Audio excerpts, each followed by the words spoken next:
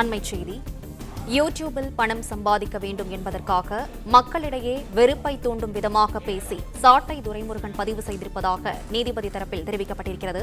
கூடுதல் விவரங்களோடு செய்தியாளர் சந்திரன் இணைப்பில் இருக்கிறார். சந்திரன், வணக்கம். விவரங்களை சொல்லலாம். வணக்கம். யூடியூபில் பணம் சம்பாதிக்கும் என்பதற்காக மக்களிடையே வெறுப்பை தூண்டும் விதமாக பேசி சாட்டை துறை பதிவிட்டாக தெரிவித்துள்ளது.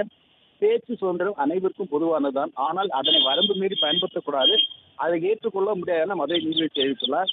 இனிமேல் எப்பொழுதும் சர்ச்சைக்குரிய வகையில் அவதூறான கருத்துக்கள் தெரிவிக்க மாட்டேன், அதை சமூக வலைதளத்தில் பதிவிட மாட்டேன் என சாட்டை முருகன் தரப்பில் மதுரை உத்தரவாத பிரமாணம் தாக்கல் செய்துள்ளார்.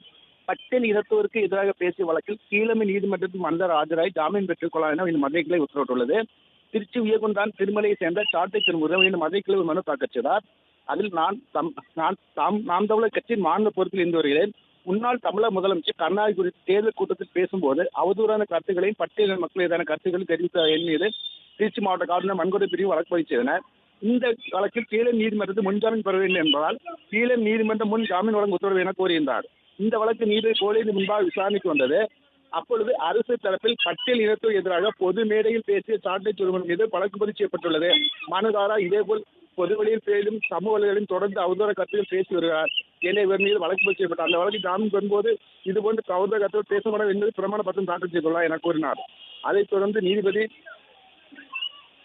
மனுதாரர் ஏற்கனவே தமிழ்நாடு முதலமைச்சரை பற்றி அவதூறாக பேசி சமூக வலைத்தளங்களில் பதிவிட்டிருந்தார். அந்த வழக்கில் இதுபோன்ற கருத்துக்கள் பொதுவெளியில் தெரிவிக்க மாட்டேன் என உறுதியளித்து ஏற்று நீதிமன்றம் அவருக்கு ஜாமீன் வழங்கியது. மீண்டும் மனுதாரர் தேர்தல் பிரச்சாரத்தின் போது பட்டியல் இனத்துக்கு எதிரான கருத்துக்களை பேசி தன்னை யூடியூப் சமூக வலைத்தில் பதிவிட்டுள்ளார்.